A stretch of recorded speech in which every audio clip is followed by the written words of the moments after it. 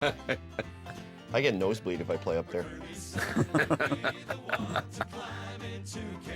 Well, I don't know. My fingers don't even fit in those little frets, you know? I know. They're courtesy frets. More courtesy frets. More courtesy. Just about everybody and his uncle had written a song about the Frank slide. So I got together with my... See, nobody realizes I'm feeling like a Braille card in my pocket with the... Oh, that's what it is. Really? Yeah. So that's what the kids are calling it these days. That's how you remember your intros. That's right. Braille.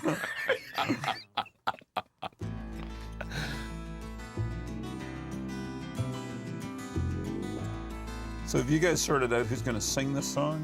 We still have to have the 10 rounds of boxing over that one. Oh, Do the books for the firm of Dudley and Breton.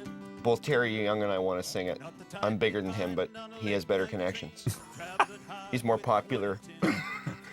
what, in the band? Yeah.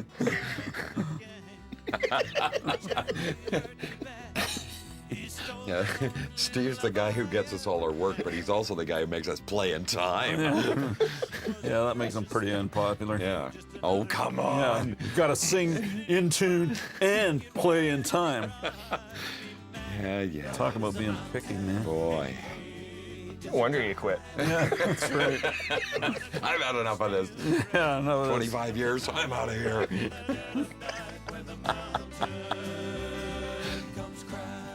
But I miss playing this song. This is again, for me, another one of these songs you really, really get your teeth into. It's Yeah.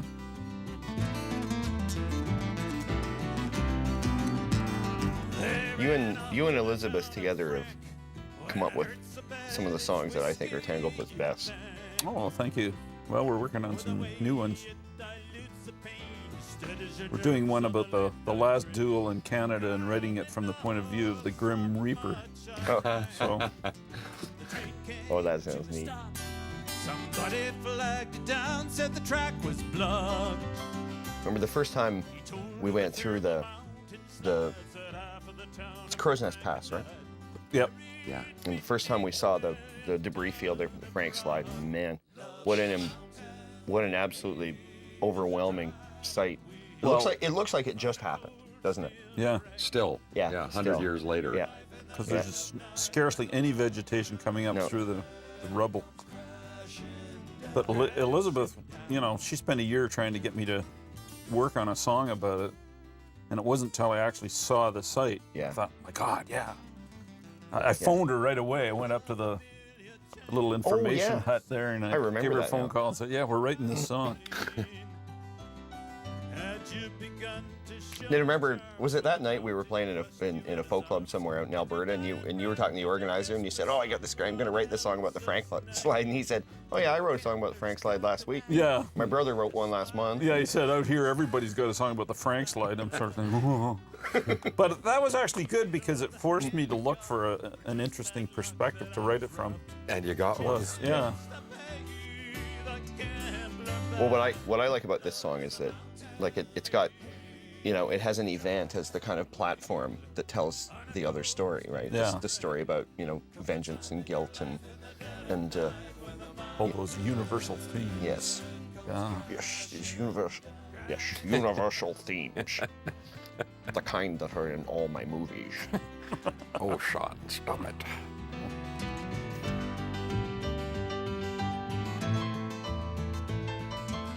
Brian has this really neat part when you say the driving rain and the piano sounds like rain. I think we missed it, didn't Yeah, we were talking we? Yeah. and not listening. Audience shouldn't talk when Tanglefoot's playing. It's interesting. Paul didn't like that. Oh yeah, when we mixed the CD, we got to that driving rain part. Paul went, and Paul he kind of turned his nose and he said, "That sounds awful." Is that right? Yeah. Well, and but what he didn't like about it, I think, was what I laid out through that. you would on the stop bass. for that bar, and what it served to do was kind of overemphasize this decoration that's meant to be just kind of lurking in the background. It just kind of focused too much attention on it. So we cloned Al's part from the other verse and dropped it in there. When the bass part kept going, then Paul says, Oh yeah, that sounds great. So that means your best parts aren't always when you don't play. I guess not. I guess that's what it means. Oh. That doesn't apply here. Oh. No, but that was an interesting thing where something that seemed wrong didn't have anything to do with that thing. It was something else, like, you know, The part accompaniment. of the interaction, the total interaction, the accompaniment. Yeah.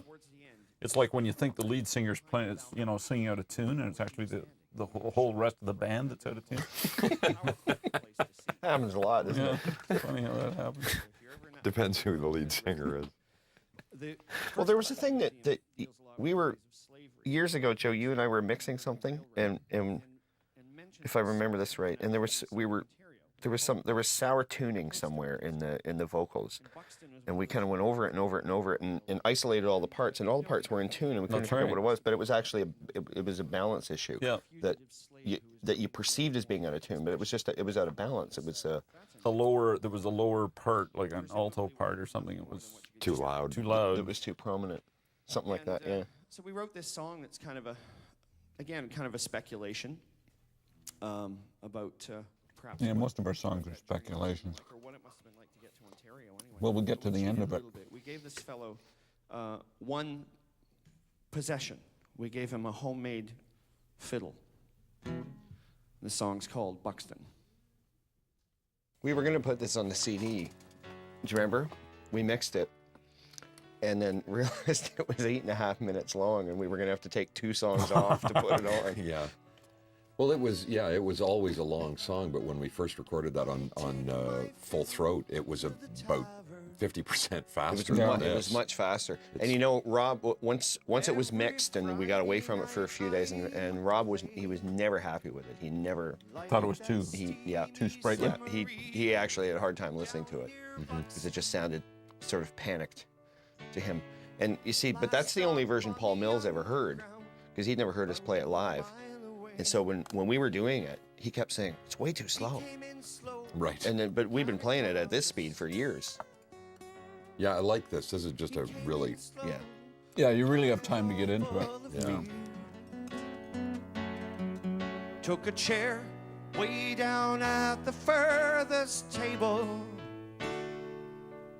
This is J.C. Bedford, our British agent. This is her favorite Tanglefoot song. His eyes dropped to the table when I invited him to play a fiddle tune for the crowded room, 'cause I thought he'd want to celebrate. Now, are you sweating there, or is that like stuff you sprayed in your face to make it look? To make it look like I was working? Yeah. But it's all No, I only do that at the office. This is real. I've never seen.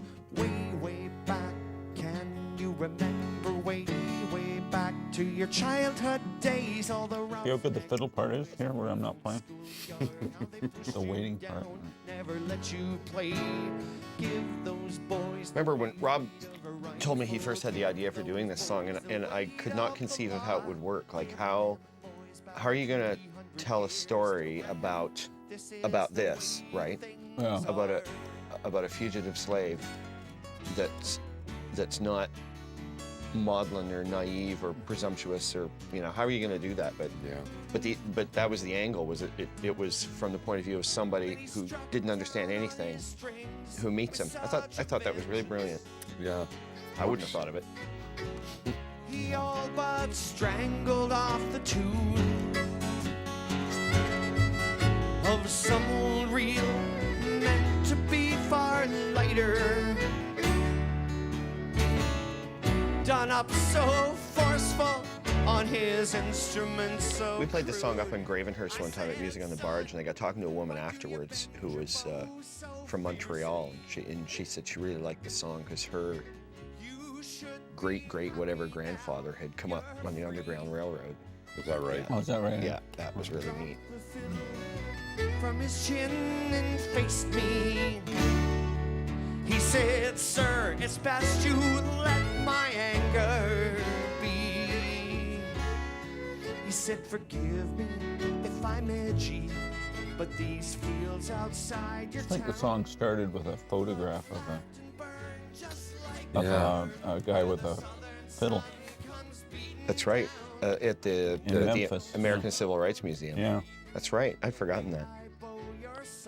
The fiddle just looked like an old tree branch with strings on it. Yeah. then maybe you should play along. Way, way back, can you remember way back to your childhood days? All the roughneck boys in the old schoolyard, how they pushed you down, never let you play. Give those boys the weight of a rifle, give those boys the weight of the law, give them boys about That was kind of a, those fiddle shots that you're doing there in that part of the chorus, that was kind of a recent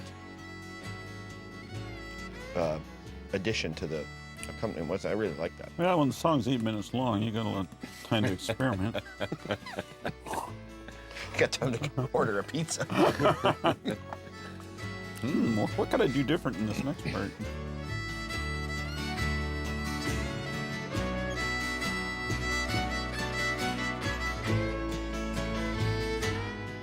well, then it's felt like I nearly forgot the words there. I nearly sang the first verse again. Because I've done that.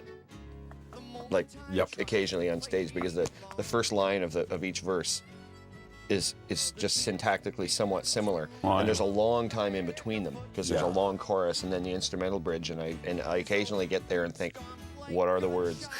So, a narrow escape. until the noise spooked the snow Open your mouth and see what comes out.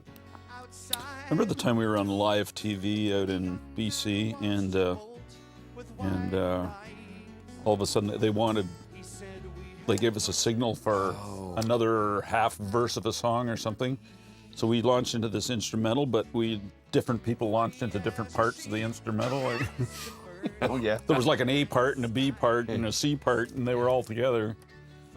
I do remember that. It was Vicky Gabbro. Yeah. It was jazz, man. Even these are carved from Well, the whole thing was odd because they were going to have us sing, just do something a cappella to close. Yeah, so they unplugged all the instruments, and, Yeah. and then they had like 10 seconds to madly try and plug everything back in, but they didn't get everything plugged back in. I've seen strung up on cherry wood. Yeah, my mother was really upset. She said, Joe, you were playing she saw it on TV. She said, Joe, you were playing your little heart out, and I couldn't hear the fiddle. Days, all the roughneck boys in the old schoolyard, how they pushed you down. She probably blamed me for that. Yeah, playing that Playing that guitar too loud. too loud. That was, Those boys, the weight of the law, give them Too loud, McRitchie. Al, do you remember workshopping the vocal arrangement for this? It was you and me and Rob. We were up at Paul Mills' house, Yep. and it was just the three of us for some reason. And we came up with that idea for inverting the chord, inverting the vocals up The three parts. for yeah, the last two. part. Yeah. those boys about a ton of lead. Give them boys one devil of a passage Yeah, it really lifts it. they have never read.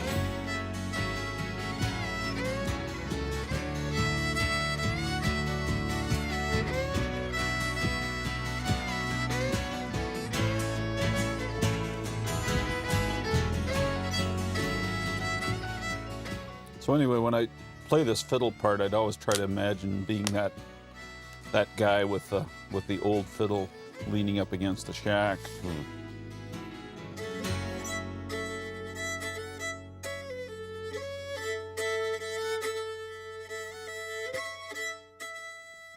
Yeah, sometimes having that visual image in your mind for something really helps you kind of. Yeah.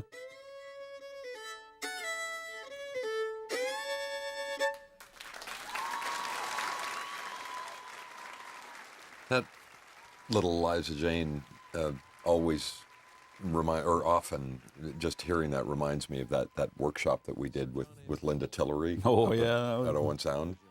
Yeah, but a 15-minute version of Little Liza Jane. Yeah. Well, that's where you got the idea To put it in the song. wasn't it? Yeah. Yeah. It involved assembling one of the largest countries in the world, a huge task, and part of that undertaking was the building of a railroad that went from the Atlantic to the Pacific.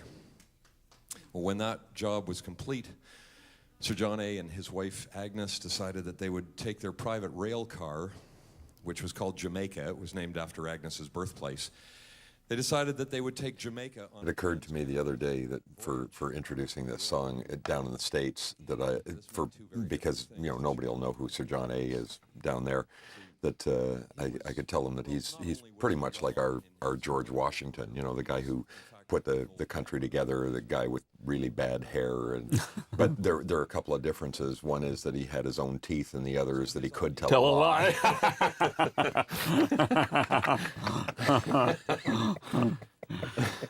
Sir John A., the term "the last spike" had a totally different meaning.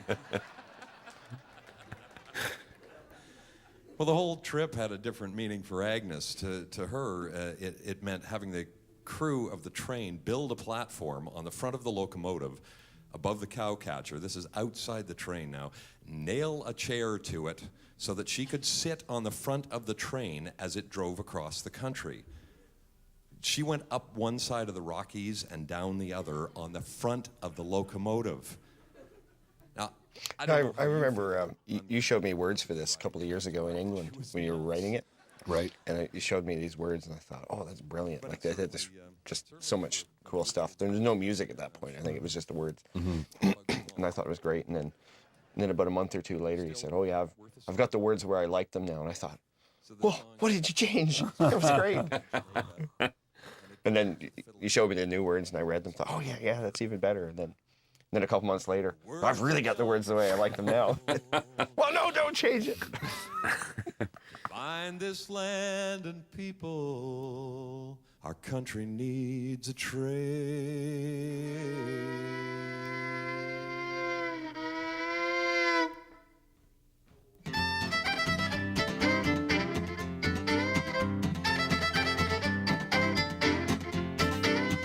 First time I saw Agnes, she was waiting for a train.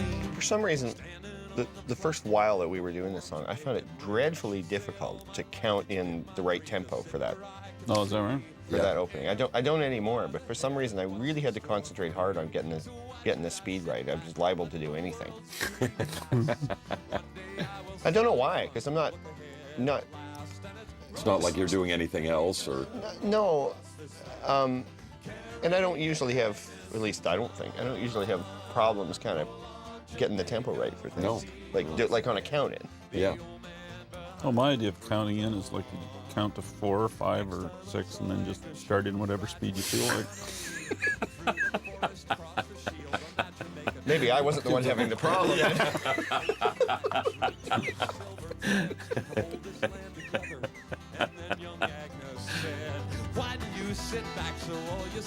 That's the old John Gray banjo, isn't it, that Terry's playing there? Yeah, it is. Yeah. Yeah. Belongs to your cousin. Yeah. And he lent it to us for how many years? Oh, well, he lent it to us when I. No, it was more than that. before I was in the band. right? I think you already had it. I remember because he loaned it to you the summer that I joined the band. That was '88. Because you brought it up to my place. Or you gave it to me up at Mom and Dad's in Owen Sound. And said, here's a banjo. Learn to play it. Yeah, and at that time, it still had some of the gold plating on it. Of course, it's all gone now. Yeah, it's all in my Swiss bank account. You don't have to sell the Hummer. That's how I bought the Hummer. Oh, that must be it. No, he was very generous. We had that forever. Yeah, it's like 15 I still years. haven't given it back to him. Oh, you've got it now. That's Yeah, right. I've got it. Yeah, that's right. Because Terry went and bought one. Yeah, no. It's heavy though. I mean, it is a pig. It's like wearing a drum kit Yeah, around but your isn't neck. it gorgeous? I mean, It's look at it. beautiful. Yeah, and when Terry had it, he tore it all apart and Oh, polished shh, up don't all say the this. brass The owner will be watching this. Uh-oh.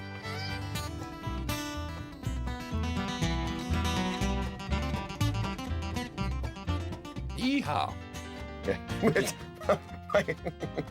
16 years Tanglefoot, one guitar solo. Well, you got to work your way up. It's true.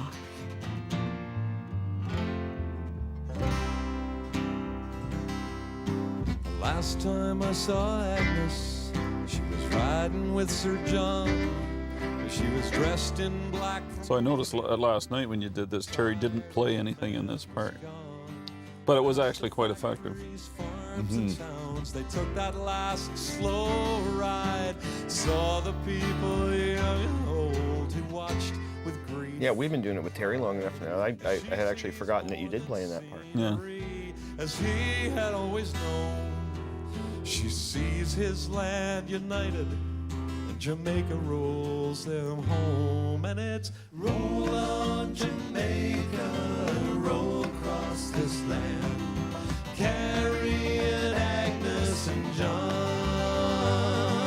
Roll on Jamaica while she looks ahead. The old man behind her dreams on and on and on. Roll on Jamaica, roll across this land, carrying Agnes. Getting towards the end of the show, we're thinking of the pizzas now and speeding up. Come on, get it over with. Ahead. The old man behind her dreams on.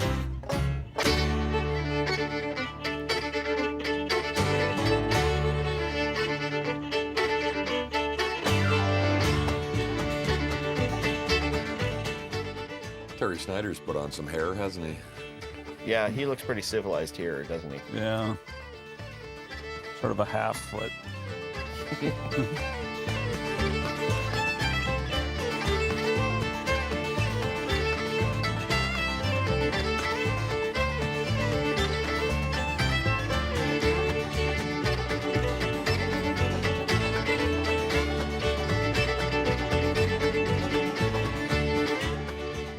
Good hair shot there.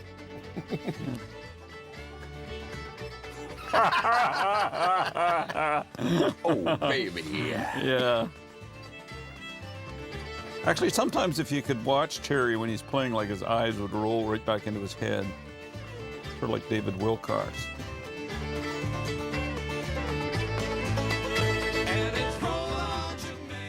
Looking at the words on the back of his eyelids. No Braille cards for him. No.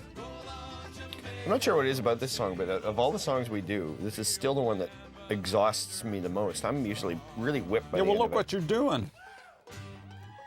What? Yugga, yugga, yugga, yugga, yugga. Well, and Same thing I always do. yeah. You're bench pressing a guitar and 40 pounds of hair. Well, I wonder if it has plagued so many of you Last the way song. it has plagued me, why it is that all the songs about pirates involve failure. Exactly. Arr. Why is it that in all the songs, all the pirates end up walking the plank or getting eaten by sharks or dismasted or dismembered or just generally misdone by? When we mixed the CD, Paul Mills nearly pissed his pants when he heard you say that. Misdone by.